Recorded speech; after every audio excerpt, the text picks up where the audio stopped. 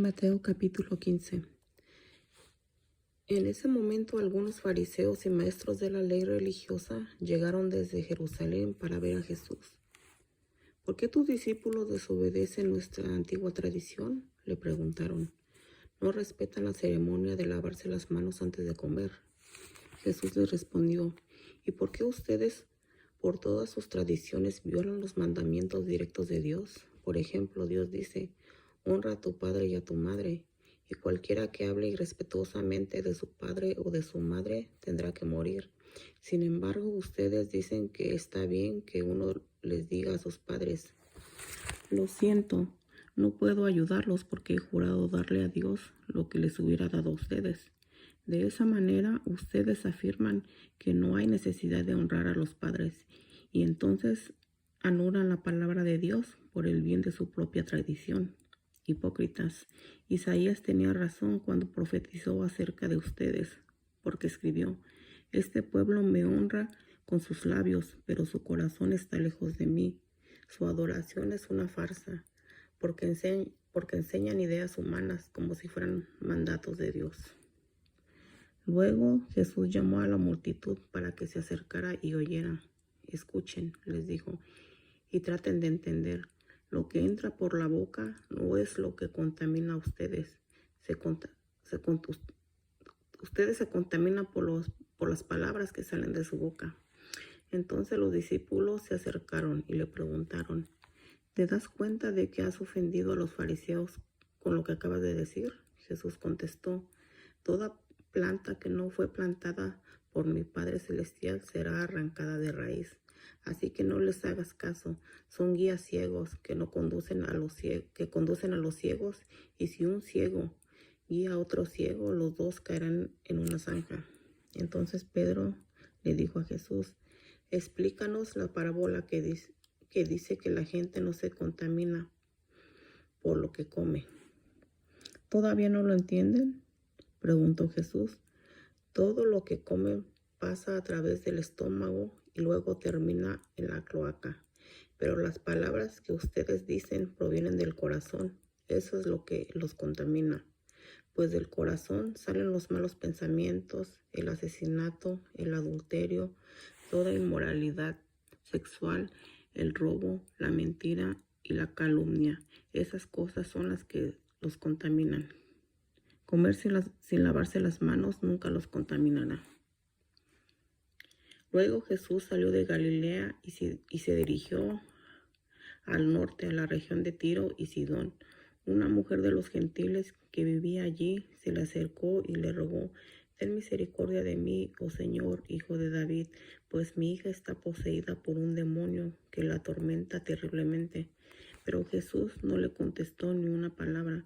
Entonces sus discípulos le pidieron que la despidiera. Dile que se vaya, dijeron. Nos está molestando con sus súplicas. Entonces Jesús le dijo a la mujer, fui enviado para ayudar solamente a las ovejas perdidas de Dios, al pueblo de Israel. Ella se acercó y lo adoró y le rogó una vez más, Señor, ayúdame. Jesús le respondió, no está bien tomar la comida de los hijos y arrojarla a los perros. Es verdad, Señor, respondió la mujer, pero hasta a los perros se les permite comer las sobras que caen bajo la mesa de sus amos. Apreciada mujer, le dijo Jesús, tu fe es grande, se te concede lo que pides. Y al instante la hija sanó. Jesús regresó al mar de Galilea, subió a una colina y se sentó. Una inmensa multitud le llevó a personas cojas, ciegas, lisiadas, mudas y a muchas más. Las pusieron delante de Jesús y él las sanó a todas. La multitud quedó asombrada. Los que no podían hablar ahora hablaban. Los lisiados quedaron sanos, los cojos caminaban bien y los ciegos podían ver y alababan al Dios de Israel. Entonces Jesús llamó a sus discípulos y les dijo, siento compasión por ellos. Han estado aquí conmigo durante 3 días y no les queda nada por comer. No quiero despedirlos con hambre, no sea que se desmayen por el camino. Los discípulos contestaron, ¿dónde conseguiremos comida suficiente aquí en el desierto para semejante multitud? ¿Cuánto pan tienen?, preguntó Jesús. 7 panes y unos pocos pescaditos, contestaron ellos. Entonces Jesús les dijo a la gente que se sentaran en el suelo. Luego tomó los 7 panes y los pescados, dio gracias a Dios por ellos y los repartió en trozos. Se los dio a los discípulos, quienes repartieron la comida entre la multitud. Todos comieron cuanto quisieron. Después los discípulos recogieron 7 canastas grandes con la comida que sobró. Aquel día 4,000 hombres recibieron alimento, además de las mujeres y los niños.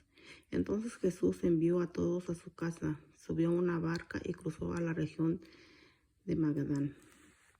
Capítulo 16. Cierto día los fariseos y saduceos se acercaron a Jesús para ponerlo a prueba, exigiéndole que les mostrara una señal milagrosa del cielo, pero para demostrar su autoridad. Él respondió: ustedes conocen el dicho, si el cielo está rojo por la noche, mañana habrá buen clima. Si el cielo está rojo por la mañana, habrá mal clima todo el día. Saben interpretar las señales del clima en los cielos, pero no saben interpretar las señales de los tiempos. Solo una generación malvada y adúltera reclamará una señal milagrosa, pero la única señal que les daré es la del profeta Jonás.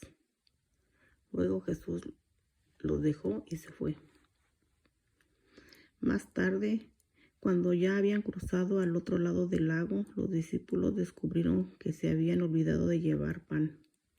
Atención, les advirtió Jesús, tengan cuidado con la levadura de los fariseos y con la de los saduceos. Al oír esto comenzaron a discutir entre sí, pues no habían traído nada de pan. Jesús supo lo que hablaban, así que les dijo: ¿Tienen tan poca fe? ¿Por qué discuten los unos con los otros por no tener pan? ¿Todavía no entienden? ¿No recuerdan los 5,000 que alimenté con 5 panes y las canastas que sobraron que recogieron? Ni los 4,000 que alimenté con 7 panes, ni las grandes canastas con sobras que recogieron. ¿Por qué no pueden entender que no hablo de pan? Una vez más les digo, tengan cuidado con la levadura de los fariseos y de los saduceos. Entonces al fin comprendieron que no les hablaba de la levadura del pan, sino de las enseñanzas engañosas de los fariseos y de los saduceos. Cuando Jesús llegó a la región de Cesarea de Filipo, le preguntó a sus discípulos: ¿quién dice la gente que es el Hijo del Hombre? Bueno, contestaron algunos. Algunos dicen Juan el Bautista, otros dicen Elías y otros dicen Jeremías o algún otro profeta. Entonces les preguntó: ¿y ustedes quiénes dicen que soy? Simón Pedro contestó: tú eres el Mesías, el Hijo del Dios viviente. Jesús respondió: bendito eres Simón, hijo de Juan, porque mi Padre que está en el cielo te lo ha revelado. No lo aprendiste de ningún ser humano. Ahora te digo que tú eres Pedro, que significa roca, y sobre esa roca edificaré mi iglesia, y el poder de la muerte no la conquistará. Y te daré las llaves del reino del cielo. Todo lo que prohíbas en la tierra será prohibido en el cielo, y todo lo que permitas en la tierra será permitido en el cielo. Luego advirtió severamente a los discípulos que no le contaran a nadie que él era el Mesías. A partir de entonces Jesús empezó a decir claramente a sus discípulos que era necesario que fuera a Jerusalén y que sufriría muchas cosas terribles a manos de los ancianos, de los principales sacerdotes y de los maestros de la ley religiosa. Lo matarían, pero al tercer día resucitaría. Entonces Pedro lo llevó aparte y comenzó a reprenderlo por decir semejantes cosas. Dios nos libre, Señor, dijo, eso jamás te sucederá a ti. Jesús se dirigió a Pedro y le dijo: aléjate de mí, Satanás. Representas una trampa peligrosa para mí. Ve las cosas solamente desde el punto de vista humano, no desde el punto de vista de Dios. Luego Jesús dijo a sus discípulos: si alguno de ustedes quiere ser mi seguidor, Tiene que abandonar su manera egoísta de vivir, tomar su cruz y seguirme. Si tratas de aferrarte a la vida, la perderás, pero si entregas tu vida por mi causa, la salvarás. ¿Y qué beneficio obtienes si ganas el mundo entero, pero pierdes tu propia alma? ¿Hay algo que valga más que tu alma? Pues el Hijo del Hombre vendrá con sus ángeles en la gloria de su Padre y juzgará a cada persona de acuerdo a sus acciones. Les digo la verdad, algunos de los que están aquí ahora no morirán antes de ver al Hijo del Hombre llegar en su reino. Capítulo 17.